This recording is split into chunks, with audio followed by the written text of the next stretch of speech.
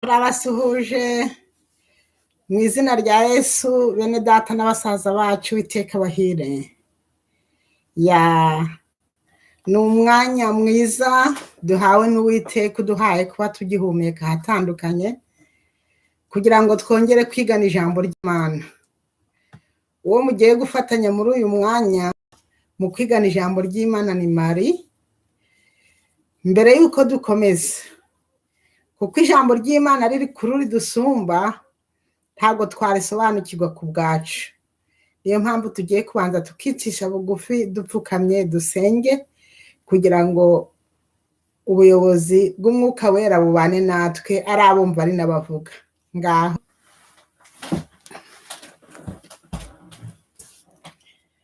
urakoze data udukunda utuyahirengeyeho mu ijuru, izina ryawe ryera rihimbazwe. Impuhwe zawe zakomeje kubana natwe, ari njye uvuga, ari abateze amatwi bakurikiranye. Ushimirwe kuko ubuzima bwacu bwose bufashwe n'ibiganza byawe, ubwo uduhaye kuba tugihumeka, ukaba uduhaye no kwinjira muri uyu mwanya wo kwiga ijambo ryawe. Ni ineza utugiriye, ushimirwe iteka ryose. Hari benshi bajimije ubugingo bwabo tutarushaga na kimwe, ubwo utwongereye kurama, ukaba uduhaye kwinjira muri uyu mwanya, kandi ijambo ryawe riraturuta ntitwarisobanukirwa ku bwacu. Turakwinginga ngo tubabarire ibyaha byacu n'amafuti bitwizingiraho vuba, binyuze mu gitambo cya Kristo. Kandi umwuka wawe wera, we mwarimu mukuru, ari we utubera umuyobozi muri uyu mwanya, kugira ngo nidusoza duhiriwe nawe dushime urukundo rwawe. Ngaho ukomeze kutubera umwerekeza kuri buri ntambwe, kandi ari abavuga ari n'abateze amatwi. Ngaho ubuyobozi bwawe bukomeze kubana natwe, kandi icyatuma ijambo ryawe ryumvikana muri twe, bikaduhindurira kugenda nk'uko ushima, bikaduteguza kuzakubona, ari byo uturondorero biduhane n'ababikenye bose, mu izina rya Yesu, amen.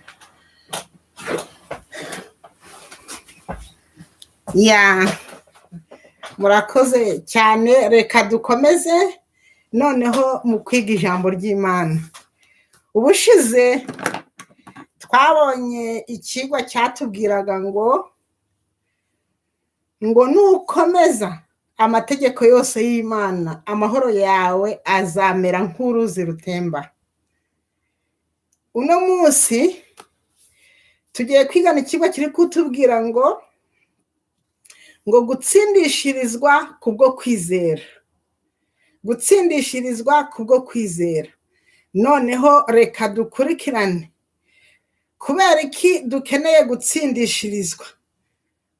Dukeneye gutsindishirizwa ubwo turumvamo ko twamaze gutsindwa, turumvamo yuko hari urubanza ruhari, turumvamo yuko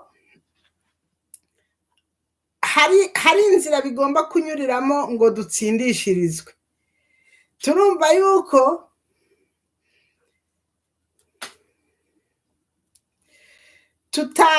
nta nubwo twabibona binyuze kuri twe ubwacu, hari aho bigomba kunyura.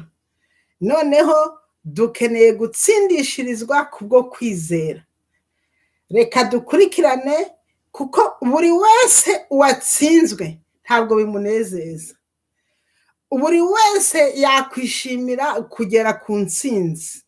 None ubwo dusanze hariho gutsindwa, dukeneye gutsindishirizwa. Ndumva buri wese akeneye kubyifuza no gusobanukirwa nuko yabigeraho. Noneho turakomeza dukurikirane muri iki kigwa. Reka tujye imbere, Imana ikomeze kudufasha. Rero noneho muri iki kigwa ni gutsindishirizwa no kwizera Kristo.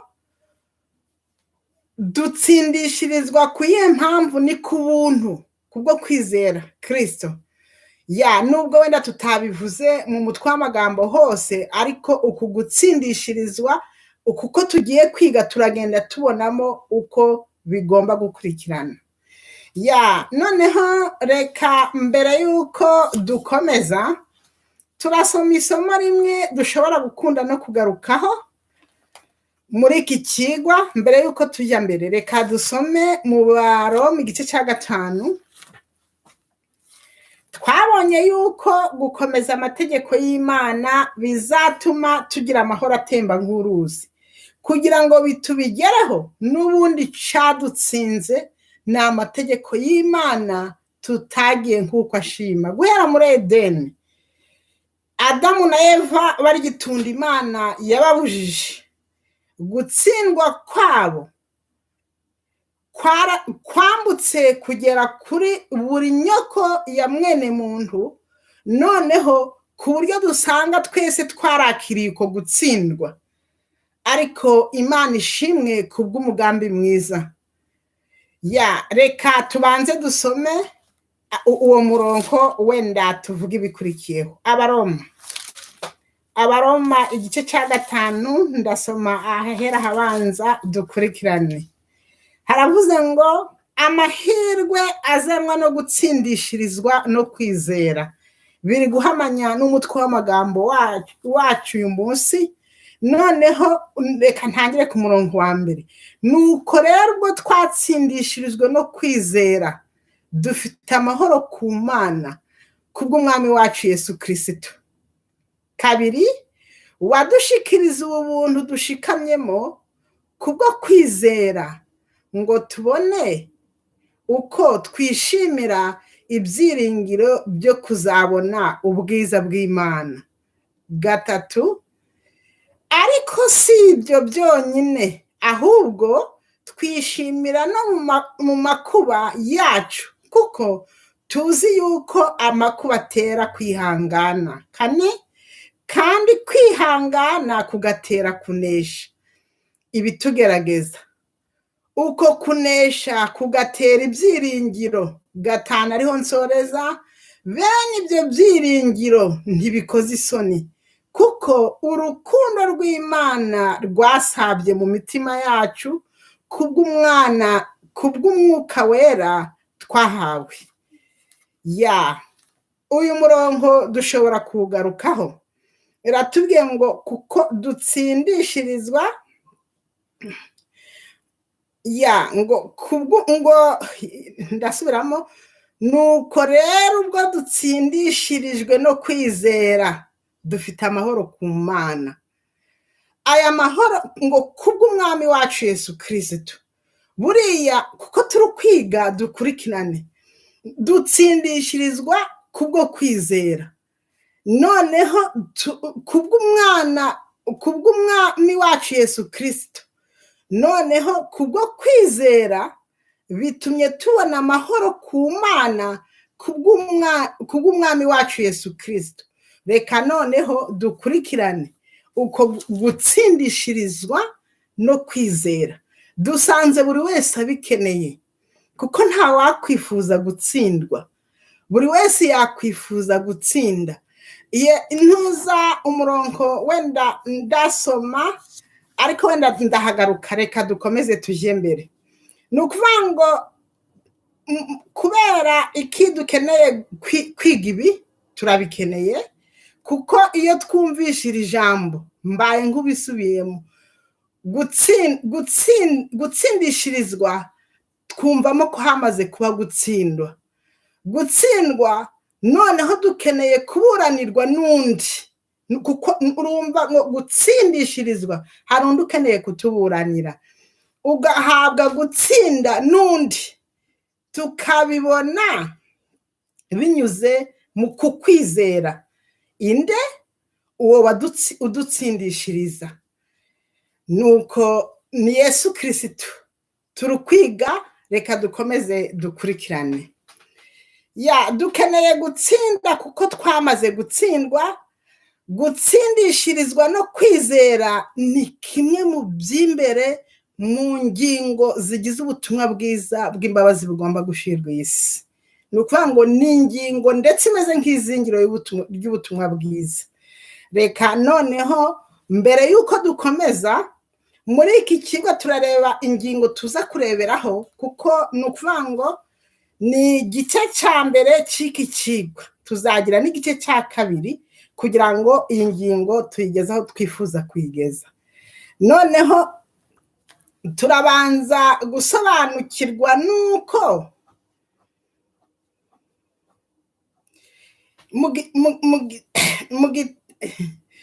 mu gitabo kimwe cy'abaroma hamwe tumaze gusoma ntago mpasubira, ariko reka wenda ntarahasubira mbere yuko tureba ingingo tugiye kurebera muri iki kigwa. Ndabanza nsome zaburi 103 dukurikirane. Noneho 103 ndasoma umurongo wa mbere ngeze uwa gatatu.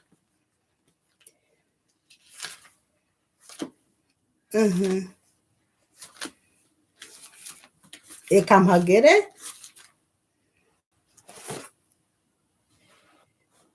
Zaburi 103 umurongo wa mbere kugera uwa gatatu. Ndahageze. Mutima wanjye himbaza Uwiteka, mwa bindi mwo byose mwe muhimbaza izina rye ryera. Mutima wanjye himbaza Uwiteka, ntiwibagirwe ibyiza yakugiriye byose. Niwubabarira ibyo wakiraniwe byose, agakiza indwara zawe zose. Niwubabarira ibyo nakiraniwe byose, agakiza ibyaha byanjye byose. Ngaho dukomeze tujyane.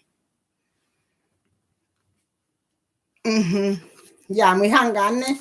Noneho reka dusome irindi somo mbere yuko tugera hahandi kuri twa tugingo tugiye kureba. Turarisanga muri Yohana igice cya 3 umurongo wa 16, turasoma n'uwa 17. Reka dusome. Yohana 3 haratubwiye ngo, kuko Imana yakunze abari mu isi cyane, byatumye itanga umwana wayo w'ikinege, kugira ngo umwizera wese atarimbuka ahubwo ahabwe ubugingo buhoraho. 17. Kuko Imana itatumye umwana wayo mu isi kugira ngo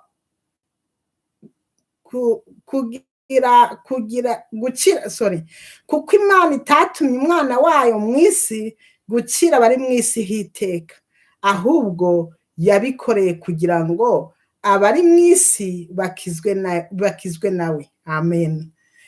Bwoko bw'Imana, nkuko twabivuze dukurikirane. Nukwiga dukurikirane nkuko twabivuze. Ikigwa turi kureba kiri kutubwira ngo gutsindishirizwa kubwo kwizera. Ingingo tureba muri iki kigwa cy'uyu munsi, reka turebe. Turaza kuzibona zikurikiranye, ariko iya mbere ni ibyo twamenya muri iyi ngingo, ibyo tukwiriye kumenya kwanza. Kabiri, turareba gutsindishirizwa n'iki. Gatatu, ibyo dusabwa kumenya kuri iyi ngingo. Hari ibyo tumenya n'ibyo dusabwa kumenya. Noneho turareberamo akandi kagingo kari kutubwira ngo kwizera n'iki. Noneho tuze kumenya yuko Yesu niwe wikorera imitwaro yacu. Ako ni akagingo ka 5. Turareberamo utugingo nka 7 tujya kugirana isano kuko twegeranye, ariko ingingo ya 6 iratubwira ngo Yesu aha abatishoboye impano yo itagira akagero, icyo yo gukiranuka. Yesu aha abatishoboye impano yo itagira akagero yo gukiranuka. Noneho 7, Yesu niwe murengezi wacu. Aho nkuko navuze ngo turareba izo ngingo, niturangiza turareba amahirwe akomeza kuboneka muri uku gutsindishirizwa n'ubuntu kubwo kwita no ku mibiri yacu. Reka noneho dukomeze. Turaza gusoma amagambo turasanga mu gatabo ko mfite. Noneho turebe ka kagingo ka mbere, akagingo ka mbere kari kutubwira ngo ibyo tugomba kumenya. Reka mbisome, noneho ntago tuhatinda cyane. ni mu gatabo mfite kitwa ihumure ry'abizera, ndasoma kuri paje ya 9. Kumenya neza ibi turabikeneye, utega amatwi kandi ukurikirane. Ubuntu bw'Imana mu mutima dukeneye kumenya. Yesu inzira, ukuri n'ubugingo, Yohana 14:6. Noneho umurimo w'Umwuka Wera mu mutima w'uwizeye, icyo dukeneye kukimenya. Noneho itandukaniro ryo gutsindishirizwa nyakuri n'uguhimbana, ni ukuvuga ngo byombi birahari. Bwoko bw'Imana, nk'uko iyo hariho ukuri n'ikinyoma kiri iruhande, iyo hariho icyiza n'ikibi kiri iruhande, iyo hariho umwijima no hirya hari umucyo. Ibyo ni ngombwa kwiga. Iyo abantu bari kwiga ni ngombwa ngo twite kuri ibyo kugira ngo dusobanukirwe. Noneho itandukaniro ryo gutsindishirizwa nyakuri n'uguhimbano, akagingo kandi tugomba kumenya uko bambara umwambaro w'ubukwe w'umwana w'intama. Yes. Noneho aho kwizera nyakuri gutandukaniye no kwiyemera, byombi birahari kuko twahaze tubivuga. Aho gutsindishirizwa guhurira n'imirimo, icyo nacyo dukeneye kukimenya. Noneho uko uwatsindishirizwa amera. Muri iki kigwa nidukurikirana ibyo tuzagenda turushaho kubisobanukirwa, kandi kuko mu butumwa bwiza n'ugize ikibazo yemerewe kubaza kugira ngo arusheho gusobanukirwa. Ibyanditswe byera byuzuyemo umuco uhagije utarigeze uhisha imfuruka n'imwe idasobanutse. Rero ugize ikibazo wanabaza. Reka dukomeze imbere. Ubwo tubonye ibyo dukwiriye, akagingo ka mbere twise ibyo dukwiriye, ibyo tugomba kumenya. Ibyo kumenya ni ibi. Ibyo ndabisubiramo: ubuntu bw'Imana mu mutima, Yesu inzira, ukuri n'ubugingo, umurimo w'Umwuka Wera mu mutima w'uwizeye, itandukaniro ryo gutsindishirizwa nyakuri n'uguhimbano, uko bambara umwambaro w'ubukwe bw'umwana w'intama, aho kwizera nyakuri gutandukaniye no kwiyemera, aho gutsindishirizwa guhurira n'imirimo, uko uwatsindishirijwe amera. Yes. Mu kagingo ka kabiri twabonye mu Baroma igice cya 5 ko dutsindishirizwa kubwo kwizera, noneho tukabona amahoro ku Mana kubw'Umwami wacu Yesu Kristo. Noneho gutsindishirizwa niki? Reka naho dusome make, ariko tubanje reka dusome isomo riri mu Migani 20 igice cya 1 umurongo wa 26. Reka tuhasome mbere yuko dukomeza. Gutsindishirizwa niki? Haravuze ngo igice cya 1 umurongo wa 26. Reka mpasome. Imana iravuga iti, tureme umuntu agira ishusho yacu, ase natwe, batwara amafi yo mu nyanja n'inyoni n'ibisiga byo mu kirere n'amatungo n'isi yose n'igikururuka hasi cyose. Imana irema umuntu ngo agire ishusho yayo, afite ishusho y'Imana niko yamuremye, umugabo n'umugore niko yabaremye. Imana ibaha umugisha.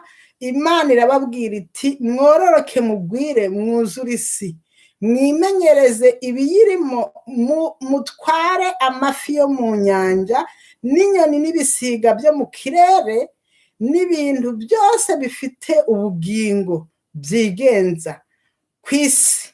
Kandi Imana irababwira iti, dore mbahaye ibimera byose byera imbuto biri mu isi yose, n'igiti cyose gifite imbuto zirimo utubuto twacyo, bizabe ibyo kurya byanyu. Ntabwo ndenga hariya, ariko reka dusome n'uyukurikiyeho kuko ni amagambo ari meza. Kandi inyamaswa yose yo mu isi n'inyoni n'ibisiga byo mu kirere n'ikintu cyose gikururuka ku isi gifite ubugingo mbihaye ibimera bibisi byose ngo bibe ibyo kurya byabyo biba bityo. Imana ireba ibyo yaremye byose nuko byari byiza cyane. Buragoroba buracya, uwo ni umunsi wa gatandatu. Dukurikirane. Nuko ngo ijuru n'isi n'ibirimo, nsumbukiye ku gice cya kabiri cy'itangiriro ko tugiye kuhabona turahagaruka vuba, ariko wumve n'uyu murongo ngo ijuru n'isi n'ibirimo byinshi byose birangira kuremwa ku munsi wa karindwi. Imana irangiza imirimo yakoze, iruhuka ku munsi wa karindwi imirimo yayo yakoze. Imana iha umugisha umunsi wa karindwi, iraweza kuko ari Imana yaruhukiyemo imirimo yakoze yose.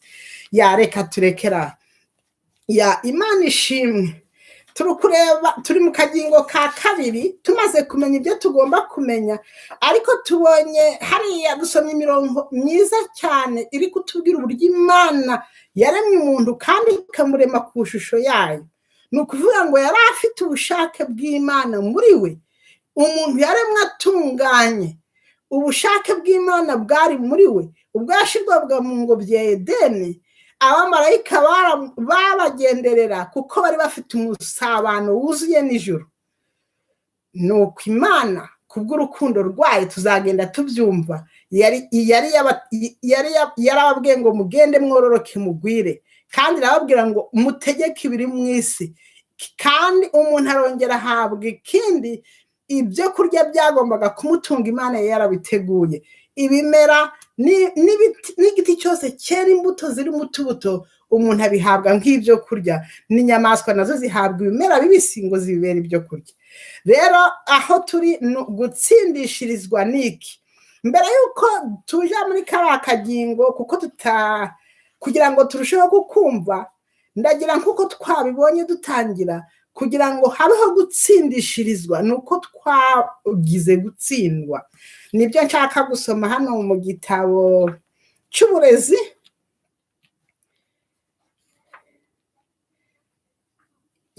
Ndasoma ho gatoya cyangwa se nanyavuge ntayasomye.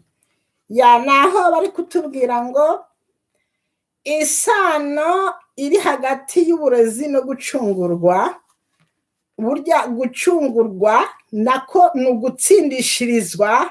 Gucungurwa ni ukuvuga ngo haba hari, ni ukuvuga ngo ni ukugirirwa neza nka hariya gutsindishirizwa.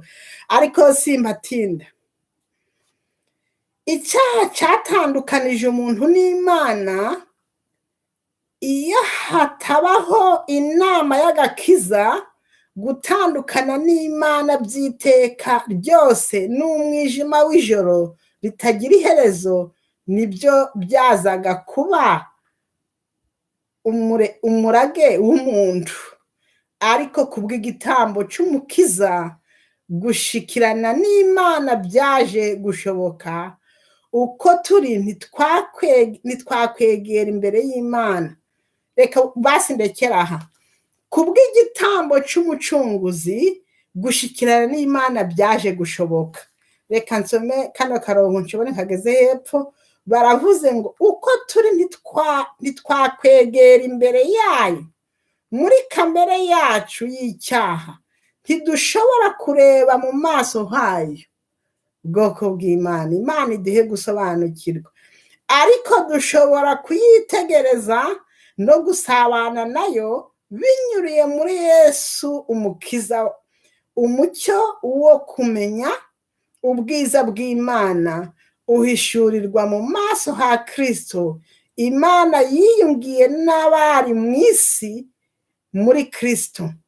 Imana idufashe. Ayo magambo turayasanga mu rwa kabiri rw'Abakore n'igice cya 6 umurongo wa 6. Noneho mu gice cya 4 umurongo wa 3 tuyasange no mu gice cya 5 umurongo wa 19. Ngo kandi yo Kristo reka mbe mparetse. noneho twa turi kuraba gutsindishirizwa n'iki bwoko bw'Imana twabonye ko twamaze gutsindwa kandi ngo iyo Kristo ataza umwijima w'icuraburindi wari ubaye w'umuntu ariko ngo kongera gusabana n'Imana umuntu azabigarurirwa binyuze mu gitambo cya Kristo. Mwibuke isomo turi kwiga riri kutubwira ngo gutsindishirizwa kubwo kwizera. Dutsindishirizwa iyo twizeye, nta wundi tweretswe n'ibyanditswe byera kuko twabisomye mu Baroma ngo nuko dufite amahoro ku Mana kubw'umwami wacu Yesu Kristo. Icyo gitambo cyadutambiwe. Noneho akandi kagingo turabona ako ngako, reka dusome hano hari kuvuga ngo gutsindishirizwa n'iki. Ndasoma muri kano gatabo ko mfite paji ya 9, haravuze ngo nuko rero ubwo twatsindishirijwe no kwizera dufite amahoro ku Mana. Ni ya magambo twasomye bayadusubiriyemo hano. Kubw'umwami wacu Yesu Kristo wadushikirije ubu buntu dushikamyemo kubwo kwizera ngo tubone uko twishimira ibyiringiro byo kuzabona ubwiza bw'Imana. Noneho reka dukomeze imbere. Turacyari kuri iyi ngingo gutsindishirizwa n'iki. Noneho gutsindishirizwa niyo ntwaro ikomeye umuntu wese ushaka kuba inshuti y'Imana no kuzabona ubugingo buhoraho agomba kugira. Benshi iyi ntwaro ntibayizi, n'abayizi ntibasobanukiwe nuko irwanishwa.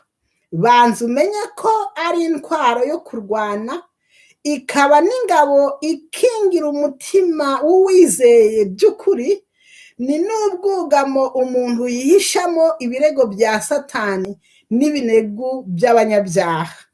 Ni ibitekerezo bishinja umutima wawe bikurega ko uri umunyabyaha, kugira ngo uyimenye kandi uyirwanishe neza usabwa kumenya ibi.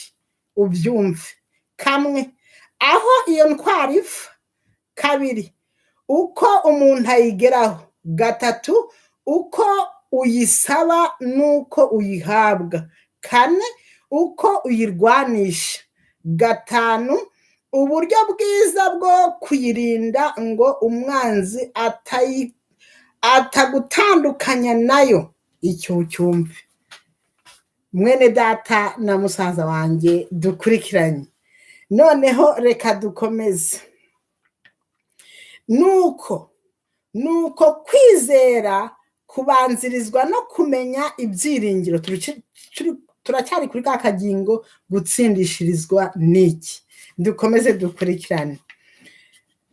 Niko no gutsindishirizwa kubanzirizwa no gutsindwa. Hamwe twavuze dutangira. Ndasubiramo, nkuko kwizera kubanzirizwa no kumenya ibyiringirwa. Mu Baheburayo igice cya mbere umurongo wa mbere ukomeze, ntabwo ngiyeyo, ahubwo niko ijambo ritubwiye ngo kwizera ni ukumenya udashidikanya bwoko bw'Imana. Na hano ijambo ry'Imana ratubwiye ngo niko no gutsindishirizwa kubanzirizwa no gutsindwa. Twabivuzeho dutangira. Wemejwe mu mutima no mu bwenge ko uri umunyabyaha, nubwo bimwe waba utarabikora. Kamere niyo itera umunyabyaha gucumura uhereye akivuka, kuko icyaha cyabaye indemano bene Adamu bavukana. Hahandi Imana yaremye Adamu na Eva ku ishusho yayo, ariko hepfo tutageze nk'uko twabibonye mu tangiriro igice cya mbere umurongo wa 26 kumanura. Ariko bamaze kurenga ku itegeko bahawe n'Imana, gutsindwa bari bafashe kwagombaga kwambukiranya kuri mwene muntu uwo ari we wese. Niyo mpamvu Umuroma bavuze ngo twese twakoze ibyaha ntitwashikira ubwiza bw'Imana. Rero dukeneye gusobanukirwa nuko twatsinda bwoko bw'Imana, bene data n'abasaza banjye. Nico gituma umuntu wese uhagaze imbere y'ubutabera bw'Imana buri mu mategeko yayo ayo mategeko amuciraho iteka bitewe n'uko yayacumuye. Ni ukuvuga ngo itegeko rya mbere ryabanje kwicwa ni uko Adamu na Eva babwiwe kutarya ku giti mu ngobyi ya Edeni. Bamaze kukirengaho, bamaze kurenga kuri iryo tegeko ry'Imana, bakaryitunda Imana yababujije, igiti kimenyekanije icyiza n'ikibi, bari banyuranije n'itegeko ry'Imana. Ntabwo itegeko ry'Imana rigarukiye aho, kuko ingoma y'Imana ishingiye ku mategeko yayo. None hano niko ijambo ry'Imana tuvuga ngo nicyo gituma umuntu wese uhagaze imbere y'ubutabera bw'Imana buri mu mategeko yayo, ayo mategeko amuciraho iteka bitewe n'uko yayacumuye. Ni ukuvuga ngo ari iryo Adamu na Eva batangiye, kuko bari barenze kuca Imana yababujije. Amategeko y'Imana abo twiganye ubusize tubona mu Kuva igice cya 20 umurongo wa mbere kugera wa 17, ndetse tukabona n'andi agenga impagarike, turayasanga muri Rengera Ubuzima paji 127. Nanone tukabona n'andi agenga imibanire yacu n'ayandi. Yose ni amategeko. Ibyo byose ayo mategeko mu bwaguke bwayo yose, iyo twongeye tugasubira inyuma ubutabera bw'amategeko, tugiye cyane kuri ariya ari mu Kuva igice cya 20 wa mbere kugera ku wa 17, twayasubiyemo. Irya mbere ngo ntukagire izindi mana mu maso yanjye, ntukiremere igishushanyo kibajwe kuri yako rigiye. Irya kabiri, irya gatatu, ntukavugire ubusa izina ry'Uwiteka Imana yawe. Irya kane, wibuke kweza umunsi w'isabato, mu minsi 3 ujye ukora igiye. Kandi aya ne yose nk'uko twabibonye, tuzanakomeza no kubibona, kuko ijambo ry'Imana ritwereka aho gutsindishirizwa kwacu kunyura haragutse. Ngo bireba ubumwe bwawe, ubumwe bwanjye hagati yanjye n'Imana. Ayo mategeko anabanza. Andakurikiyeho irya 5, wubahe so na nyoko, kugira ngo uramire mu gihugu cy'Uwiteka Imana yawe guha. Noneho irya 6, ntukice. Irya 7, ntugasambane. Irya 8, ntukibe. Irya 9, ntugashinje ibinyoma, ntukabeshye. Nubwo kubeshya abantu bamaze kubyoroshya kimwe n'andi, ariko ngo nasomye ijambo rikomeye rikuvuga ngo abana b'abantu bari gufata amategeko y'Imana uko biboneye, ngo ariko mu rusengero rw'ahera cyane yo mu ijuru aranditse adasibye, cyane ko mu byanditswe byera batubwiye ngo yayoboraga guhera mu binyejana bidashira, azayobora kugera mu binyejana bidashira. Ngo ntabwo n'agace n'akamwe k'inyuguti imwe gashobora kubamo. Wenda reka tutere gutindaho. Ubwo iyo umuntu ashaka gutsindishirizwa, nawe ijambo ry'Imana ryatanze umuco yahanyura. Reka nsubira hano, aratubwiye ngo nicyo gituma umuntu wese uhagaze imbere y'ubutabera bw'Imana buri mu mategeko yayo, ayo mategeko amuciraho iteka bitewe n'uko yayacumuye. Iyo yemeye gutsindwa, kumenya Imana bimubuza gucika intege, tugashinge hagati. Kugira ngo dutsindishirizwe, hari intambwe ya mbere yo kwemera gutsindwa. Utari wemera gutsindwa, kwemera ko watsinzwe, intambwe yo kujya mbere mu gutsindishirizwa umenye ngo ndihari. Ariko dusanze ubutabera bw'Imana, iyo bwongeye bw'amategeko y'Imana, iyo bwongeye kutubera indorerwamo imbere, buri wese yabona gutsindwa ku buryo bwagutse ndetse atanasobanukirwa, ukumva yuko gutsindishirizwa tugukeneye. Reka dukomeze mbere. Ngo iyo yemeye gutsindwa, kumenya Imana bimubuza gucika intege. Ihumura riri mu masezerano rihembura kwizera kwe, agasigara ateze amakiriro kuri Yesu. maze Yesu akishira mu mwanya w'umunyabyaha. Ukumve. Kane, akamushiraho imitwaro ye. Gatanu, akishiraho ibyo wakoze. Gatandatu, nawe ukiyitirira ibyo yakoze. Yarumviye. Noneho karindwi, ugasabwa kwizera ibyo yavuze. Noneho umunani cyangwa se umunani, ukemera ko ari wowe yabikoreye, ugahamya ko Yesu yamaze kubiguha, ugasaba impano yo kwizera no kubyakira, ugahera ko wemera ko uyihawe. Noneho kuko nta mpamvu ibaho yakubuza kuyihabwa, ngibyo ibiranga kwizera nyakuri. Yes. Reka dukomeze imbere gatoya, turi muri ka kagingo, ndi muri kano gatabo ko ihumure ry'abizera paje ya 10.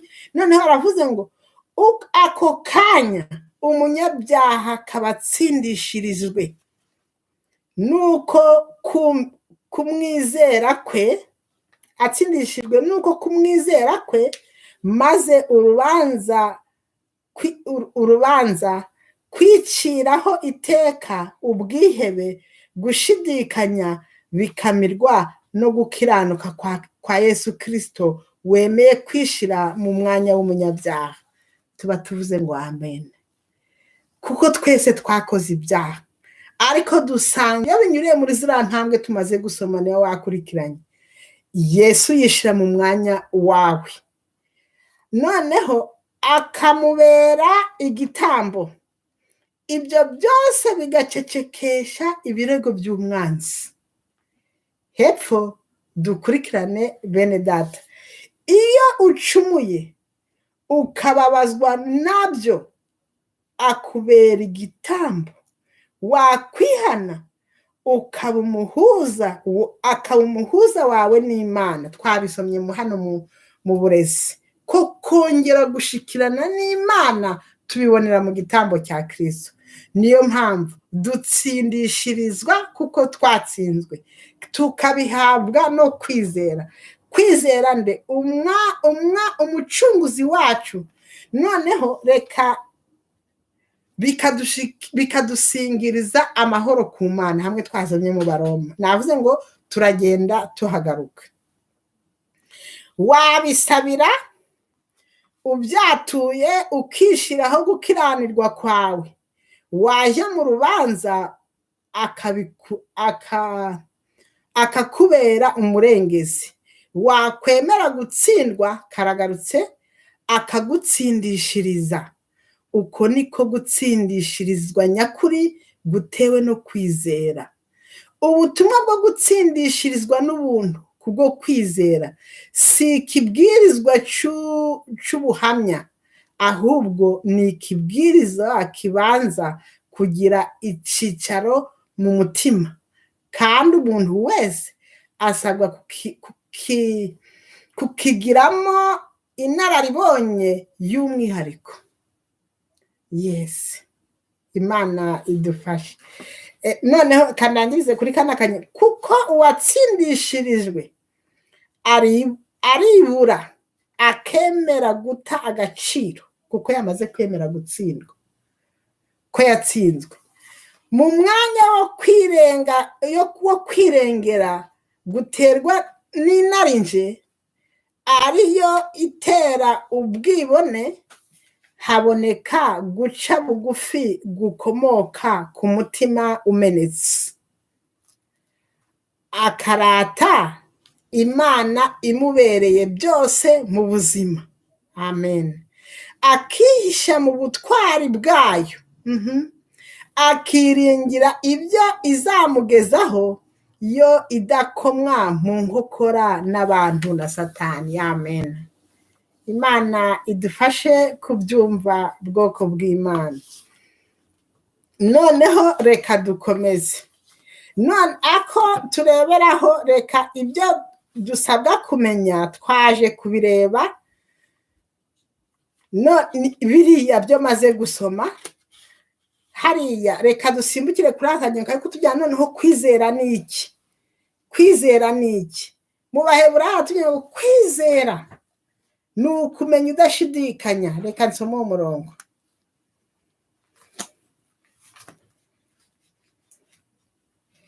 Yes,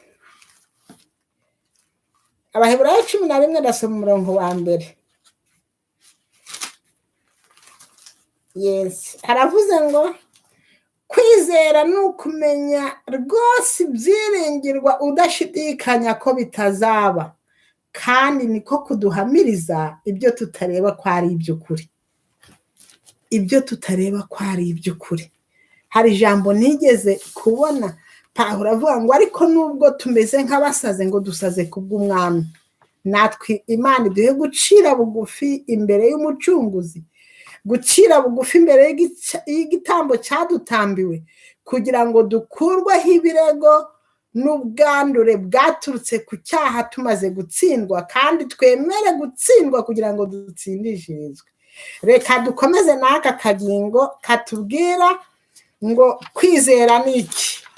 Niho dukomeza. Reka tusome hano kuri paje ya 11. Kwizera ni ya magambo tumaze gusoma. Reka noneho dusimbukire kuri bariya bizeye. Kwizera ni ukumenya no kuyasubiramo ni byiza. Kwizera ni ukumenya rwose ibyiringirwa udashidikanya ko bitazaba, kandi niko kuduhamiriza ibyo tutareba ko ari iby'ukuri. Ni ukwizera kukaduhamiriza yuko ibyo tutareba ari iby'ukuri.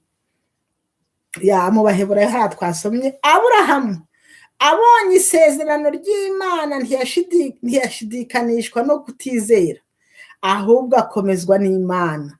Ntiyashidikanishwa no kutizera, ahubwo akomezwa n'Imana cyane, no kwizera ahimbaza Imana, amenya neza ko ibyo yasezeranije ibasha no kubisohoza. Nicyo cyatumye bimuhwanirizwa no gukiranuka.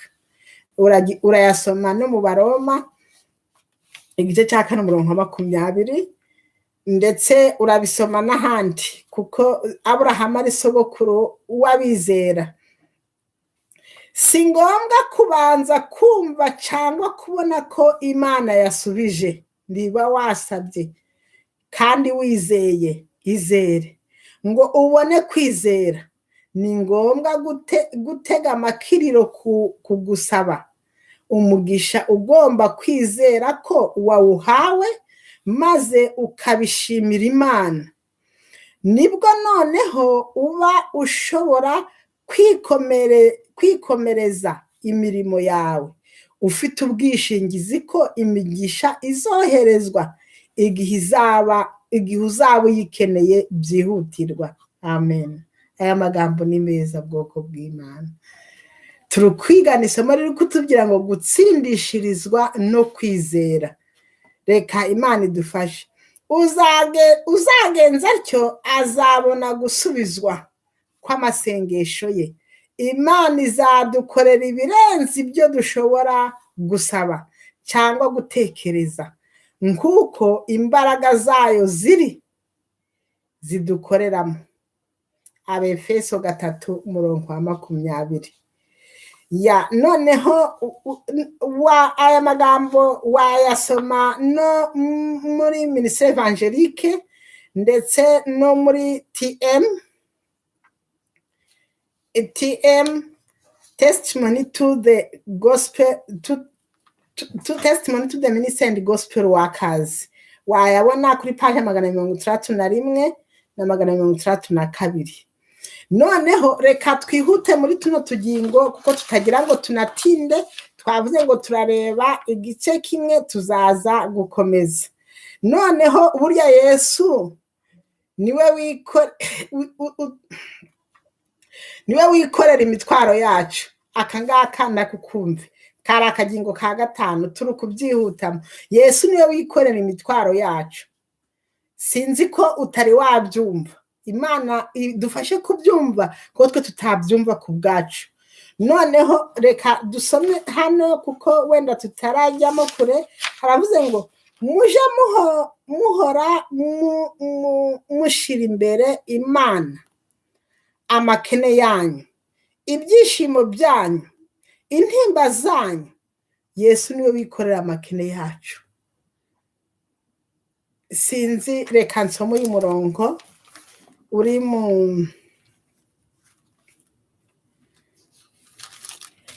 ariko ntanawusomye. Ijambo ry'Imana riratubwiye ngo ni muri Timoteyo urwa mbere urwa kabiri igice cya 19. Haravuze ngo nyamara urufatiro rw'Uwiteka ruracyahagaze kandi rwanditseho iki kimenyetso ngo Uwiteka azabe, ngo Uwiteka azabe. Icyo umenye ngo Yesu niwe wikorera imitwaro yacu. Hepfo kuri uwo murongo nturangije aravuze ngo ariko umuntu wese uvuga izina ry'Uwiteka ave mu budatunganye. Iyo ngiyo twaguye, iyo ngiyo icyaha cyadushize aho ngaho, urwo rubanza cyadushizeho, ni nabyo Imana iduhamagara binyuze mu ijambo ryayo ngo tugaruke twicishije bugufi, kuko yadukunze ikamenya nawe ko tuzacumura, ikamenya ko icyaha kizadushyira mu irimbukiro. Yadupangiye incungu umwana wayo kugira ngo aducungure, kuko Imana yakunze abari mu isi cyane byatumye itanga umwana wayo w'ikinege kugira ngo umwizera atarimbuka ahubwo ahabwe ubugingo buhoraho. Imana idufashe bwoko bw'Imana. Reka nkomeza. Burya Yesu turi kuri aka kagingo niwe utwikorerera imitwaro yacu. Dukomeze tujyane. Niwe mujye muhora mushira imbere, yes, muze muhora mushira imbere Imana amakene yanyu, ibyishimo byanyu, intimba zanyu, amaganya yanyu, ibibatera ubwoba.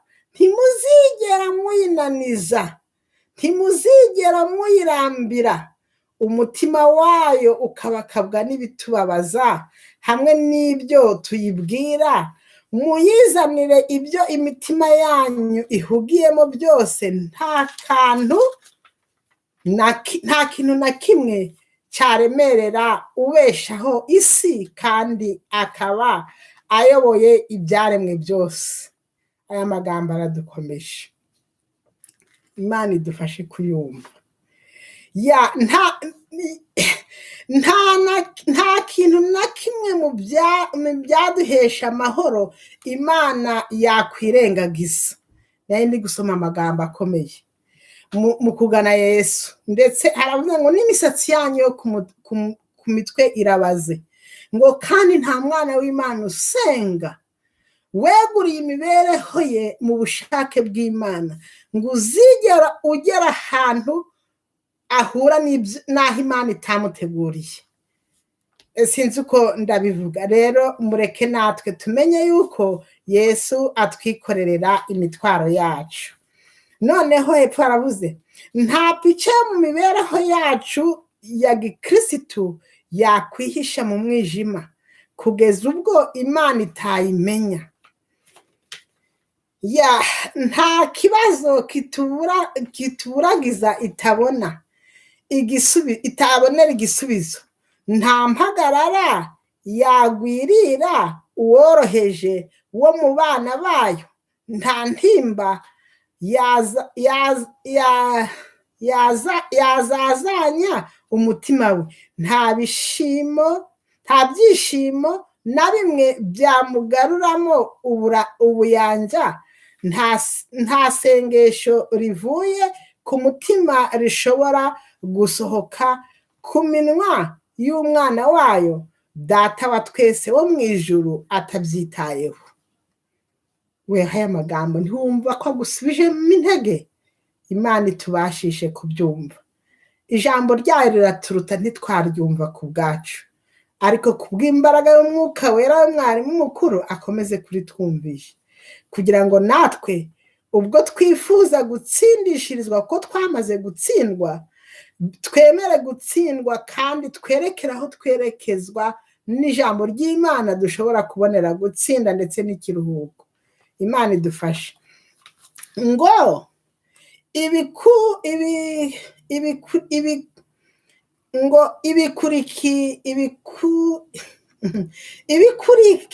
ibikurikirane byihutirwa amasano ya gicuti ari hagati ya buri mutima n'Imana atuma yegerana nawo nk'aho ari wo wonyine Imana yatangiye umwana wayo ikunda. Aya magambo nawe yumve noneho hepfo aravuga ngo kwizera ni ukumenya kandi ukakira ubuntu bw'Imana yateganije ibyo kurengera umunyabyaha. Imana yarabiteganije, twabibonye ko binyuze mu mwana wayo twongeye kungwa n'Imana. Bwoko bw'Imana, bene data n'abasaza bacu, Imana ari twumvishe aya magambo. Reka tugerageze kwihuta. Kwizera turagukeneye. Iyi mpano yo kwizera turayikeneye. Reka dukomeze. Kwizera ni ukumenya kandi ukakira ubuntu bw'Imana. Imana yateganije ibyo kurengera umunyabyaha mu buryo buhagije. Yateganije kumukura mu biganza bya Satani. Amen. Idakoresheje intwaro zikomeye. Izo ntwaro zigera ku munyabyaha zinyuze mu buntu bwayo bugaragarira mu kuturinda, kudutunga, kutugoboka, kuducungura no mu kutubabarira. Umuntu akabugezwaho no kwizera. Iri jambo muryumve. Burya ngo kwizera mu Baheburayo igice cya 11:6 ngo utizera ntibishoboka ko anezeza Imana. Dukeneye kwizera, bwoko bw'Imana. Noneho uko tuzakomeza kwiga tuzabona yuko uku kwizera ntari kumwe kudakora. Ni ukwizera guherekeranyijwe n'imirimo. Reka dukomeze. Kubyibazaho, kubishimira Imana kandi ukanyurwa nabyo nizo mfatiro zikomeye zo kwizera. Iyo umuntu yemeye ubuntu bw'Imana akabusobanukirwa, akabwemera, akabwiyitirira, ibyo nibyo byitwa kwizera. Iyo umunyabyaha avuze ati ndi umunyabyaha, adakoresheje imvugo rusange imenyerewe, ahubwo akoresheje kubyihamya abyeretswe n'ijambo ry'Imana. Iryo jambo ry'Imana niryo ryongera kumubwira riti Yesu yaje muri iyi si ku bwawe, ibyaha byawe nibyo yapfiriye. Nubyihana azagusabira kuri se. Niwemera kumutegaho amakiriro azishyira mu mwanya wawe. Niwemera ibyaha byawe azagutsindishiriza. Nubabazwa nuko uri umunyabyaha azaguhumuriza, maze aguhe umutima mushya wemera ko agukunda. Kuko benshi bari baramukuyeho amaso, Yesu bari bakeneye kongera kwerekeza amaso yabo ku mpagarike ye n'ubumana no kubyo yakoze, ku rukundo rwe rutagajuka. Akunda mwene muntu kuko ubutware bwose buri mu maboko ye, kandi ashobora gukwiriranya neza impano zikungahaye mu bantu. Imana idufashe, bwoko bw'Imana. Noneho akandi kagingo, kandi agakwiriranya impano ye itagira akagero. Akwiriranya impano ye itagira akagero yo gukiranuka kwe, ayiha umuntu utishoboye. Icyo ukimenye, ngubwo ubutumwa Imana itegeka ko buhabwa isi. nibwo ubutumwa bwa marayika wa gatatu bugomba kwamamazwa mu ijwi rirenga riherekejwe n'isukwa rihagije ry'umwuka wayo. Aya magambo urayabona mu gitabo cy'ibihamya ku bapasiteri paje ya 80 ndetse n'ahandi, ntabwo ari hamwe. Icyakora abamwemeye bose bakizera izina rye yabahaye ubushobozi bwo kuba abana b'Imana. Mubare mu gice cya 1 umurongo wa 12. Imana natwe dufashe. Yesu hano, Yesu niwe murengezi wacu. Reka wenda dusome vuba twihuta. Icyakora bene abo ntibafite kwizera ko kw'izina gusa, ntibafite ukuri ko mu magambo gusa, si idini ryemewe gusa, ahubwo kwizera kwabo gufite umugambi ari wo kwiyitirira impano zikungahaye z'Imana. Bahendahenda bagira ngo bahabwe iyo mpano kugira ngo nabo babone uko bayiha abandi. Bashobora kuvuga bati ibimwuzuye nibyo twese twahawe. Ni ubuntu bukurakuranwa n'ubundi.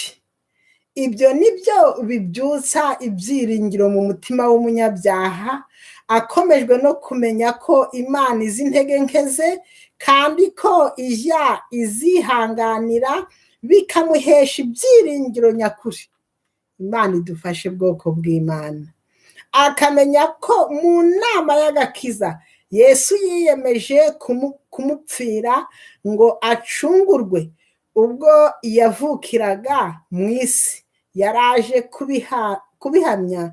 Niyo mpamvu Yohana yavuze ati, uyu ni we mwana w'intama ukuraho ibyaha by'abari mu isi. Yesu amaze gupfira umunyabyaha yazamutse mu ijuru, asohorera iburyo bwa se kugira ngo ajye arengera abamutabaje, asabire abemeye ibyaha byabo, ahumurize abababajwe nabyo, afashe abarwanya ibyaha bizeye kandi bifuza guhinduka, bakaba baramaze kwishira mu maboko y'Imana. Biyemeje kuba mu burinzi bwayo. Natwe Imana itwumvishe aya magambo. Yesu rero niwe murengezi wacu. Reka tugasimbukireho kuko tuzakomeza. Reka dusome akagingo gaheruka ngaka kugira ngo Yesu niwe murengezi wacu. Urukundo Yesu aminjagira mu mpagarike y'umuntu yose nirwo mbaraga ibeshaho, nirwo rukiza umutima, ubwonko, imitsi yumva ibyacu ku bwarwo. Imbaraga ziboneye zo mu mutima wacu zitangira gukora. Rubohora umutima ku gukiranirwa no ku mibabaro no ku mahoro make n'amaganya, rukatuzanira umutuzo n'amahoro yo mu mutima. Rero Imana idufashe. Ndasimbukira kuri aka.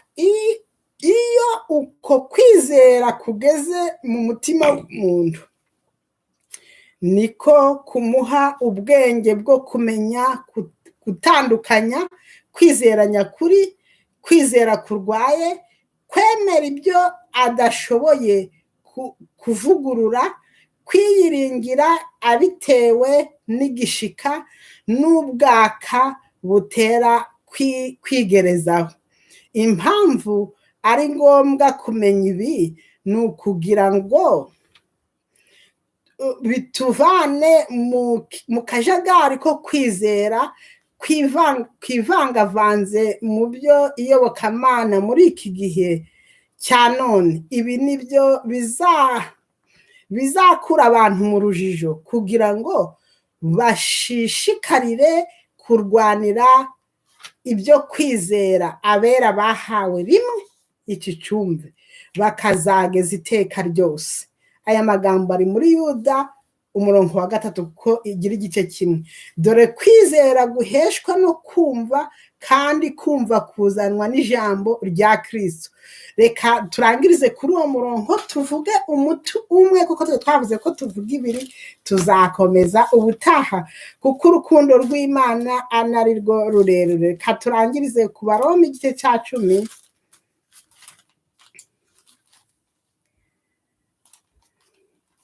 Abaroma igice cya 10 umurongo wa 17. Yes, ndahageze. Igice cya 10 umurongo wa 17 haravuze ngo dore kwizera guheshwa no kumva, no kumva kukazanwa n'ijambo rya Kristo. Ariko ntabaza ntibumviye. No, reka ngarukira aha. Dore kwizera guheshwa no kumva, kumva kuzanwa n'ijambo rya Kristo.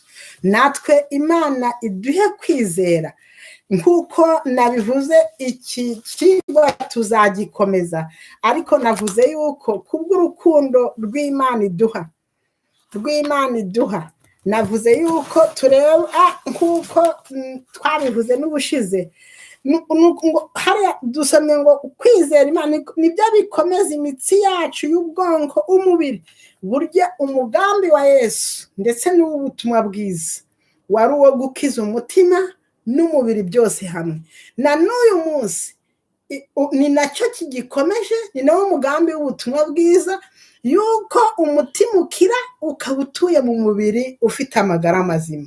Noneho bikanezwa kuko mu gitabo cy'Irengera ubuzima mu kigo kivuga ngo umurimo wacu, kivuga ngo Yesu urugero rwacu, avuze ngo icyazanye Yesu ni ukugira ngo amareho amakene ya mwene muntu, amuvugurure umutima, amuvugurure umubiri, amuvugurure intekerezo, amuvugurure n'ingingo, ngo nuko ngo amwishire adafite ikizinga, ngo amuhe umunezero nk'uwo yagombaga kugira icyaha kitaraza.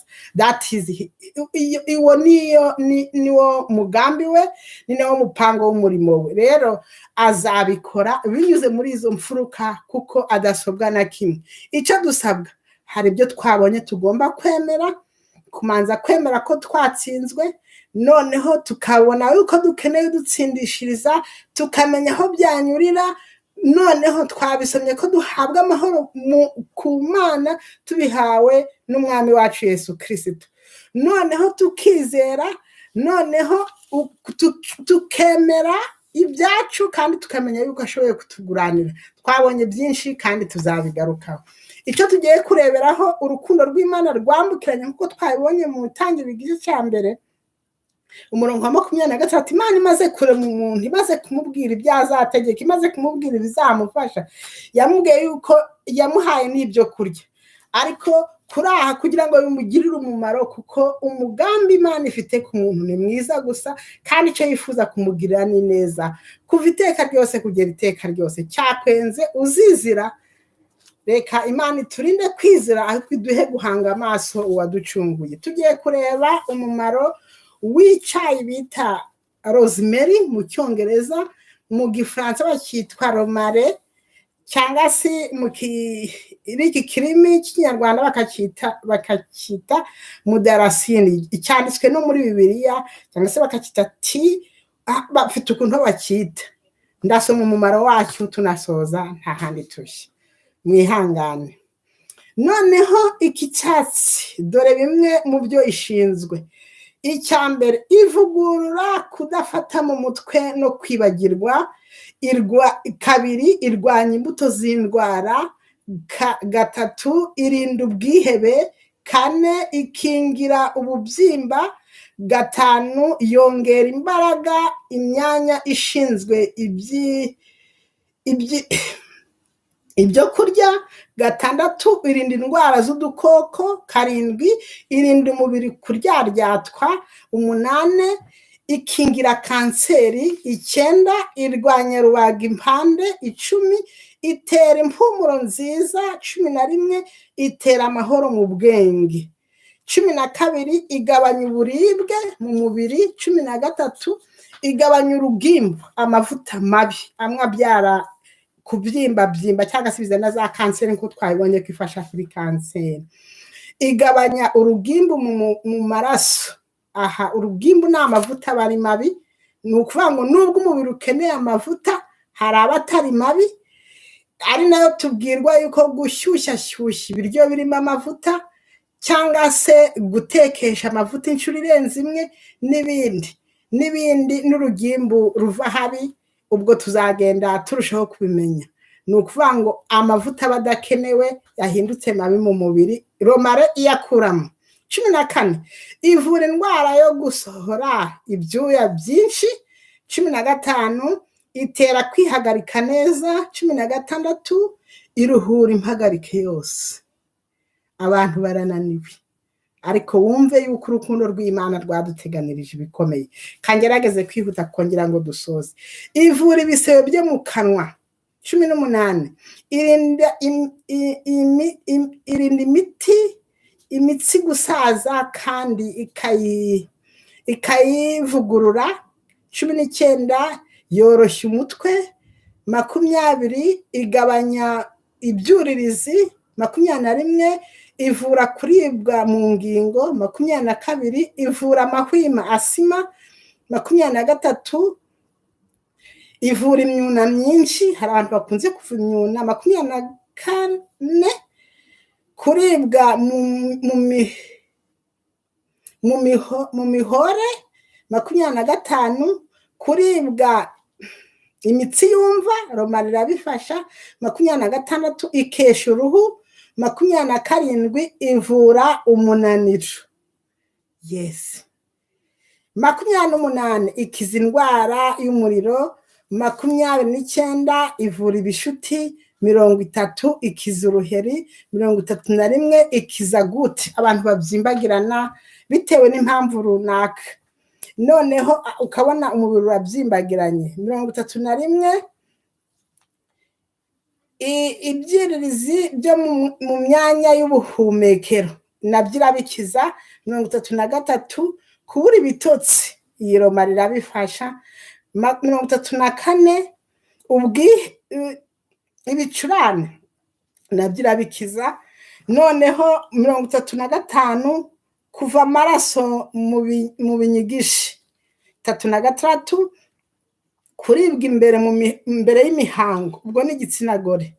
Noneho 37 kuribwa no kubabara mu gitsina. Noneho 38 inkorora. 39 umwijima ukora nabi. Umwijima icyo uciteho, kuko iyo umwijima ukoze nabi ni urugingo ruyungurura amaraso, ingingo zose zigira impagarara na gahunda nke. Noneho 40 amaraso agenda nabi. 41 kuribwa amenyo, romare irabifasha. 42 kubabara mu muhogo. 43 kuribwa n'umutwe. 44 kutaryoherwa. 45 intekerezo zidakurikira inyigisho. 46 kunutsa umwuka, hari abantu banutsa umwuka, naje kubisoma cyangwa se bisomwa n'umuntu haragiye kunutsa umwuka byabuzaga umuntu, mbese hariho ngo nabo byabuzaga no gushaka cyangwa se gushingirwa n'izindi ndwara byegeranye. Rero wumve yuko nayo ari indwara itari nziza, romare iyikoraho. 47 akaberetwa, umutwe uryanira iruhande rumwe. 48 kurwanya imitsi yumva. 49 kwibagirwa ibyo waruzi, ubwo ubwonko buba bwagize ikibazo, romare ibikoraho. 50 kubyimba k'umubiri. Reka wenda ndekeraho, ariko wenda uko ukoreshwa muri make, inyobwa mu mazi agishyushye, akarahuri mu gitondo cyangwa se nimugoroba, cyane cyane iki cyayi kinyobwa nyuma yo kurya, cyane cyane nka nimugoroba nicyo kinyobwa cyemerewe gukurikira ibyo kurya ako kanya, ariko ntukinywa ari cyinshi, ni ku rugero rwiza. Niyo ishobora kunyobwa ukimara kurya, igogora rikagenda neza. Ushobora kuvangamo ubuki cyangwa se ukanyweraho. Ikoreshwa 3 mu cyumweru. Kuyikaraba no gutogosa nyinshi ukayicaramo bivura indwara nyinshi, harimo intandamyi, harimo abantu bagira ibibazo mu kiziba cy'inda, harimo n'abagira ibibyimba muri za nyababyeyi n'ibindi byinshi. Ni umuti ufasha ku badatwite kandi batari mu mihango, ni ukwicaramo iminota 10. Bivura infection urinaire, ni ukuvuga ngo ni ubwandu bwo mu myanya yo kwihagarika. Noneho uwicaramo iminota 10, ndetse no ku bagwaye umugongo bityo. Ariko iyo habayeho kwicara mu mazi cyangwa se muri iyo romare, bisaba yuko iminota y'igitsina gore cyakoze, igitsina gabo kirushaho wenda si mikeya, wenda igeze nko kuri 5, 3, 4 gutyo 2. Noneho 8 kumune noneho hariho n'uburyo bayipfukira ahantu, hariho n'ubwo bayishyira mu bumba.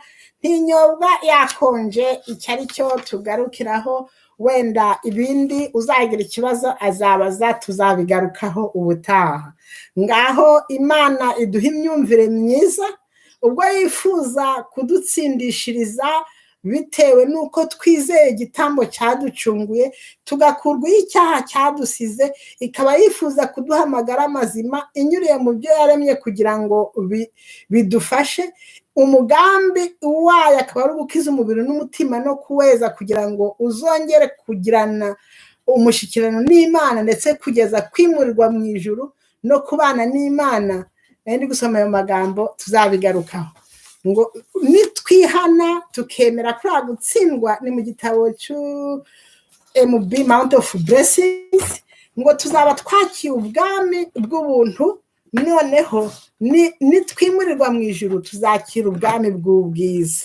Ngaho Imana iduha imyumvire myiza, kandi ibyatuma natwe ducira bugufi imbere yayo igashirwa hejuru, tukemera gutsindwa kwacu ikadutsindishiriza, ikaduha intsinzi izaduha kuraga ubugingo buhoraho. Reka ari byo dusabirana, kugira ngo ya mahoro yo gukomeza amategeko, aya mahoro duhabwa no kwemera gutsinda tugatsindishirizwa, Yesu akatuguranira. Imana iduhe kubigabana binyuriye mu gitambo cya Kristo. Ubwo tutabyibashisha, reka tumusaba bitubashije kandi abiduhera ubuntu, hamwe n'ababikenye bose, mu izina rya Yesu. Reka dusoze dusenze. Urakoze Data udukunda, tuyaherengeyeho mu ijuru, izina ryawe ryera rihimbazwe. Ineza yawe yaduhaye kuba tugihumeka, hari abatagize ayo mahirwe. Uduhaye n'umwanya wo kwiga ijambo ryawe, ubwo tutaryumva ku bwacu. Dukomeje kugusaba tukwinginga ngo tubabarire byinshi bidutandukanya nawe binyuze mu gitambo cya Kristo. Nuko umwuka wawe mwarimu mukuru akomeze kutwumvisha ijambo ryawe, kugira ngo niritukora ku mutima rigahindura imibereho yacu ya buri munsi, tukaba munsi y'ubuyobozi bwaryo, bikaduteguza kuzakubona, tuzabishimira neza yawe. Ngaho ibyatuma uhabwa icyubahiro mu isi no mu ijuru, nuko natwe tugahindurwa kuba babi, bikaduteguza kuzakubona. Ni wowe wenyine ubifite. Komeza ibiturondoro dusangizanye n'ababikenye bose, tubyambaje mu izina rya Yesu, amen. Ngaho naho ubutaha, bene Data n'abasaza bacu, imigisha y'Imana ibane namwe.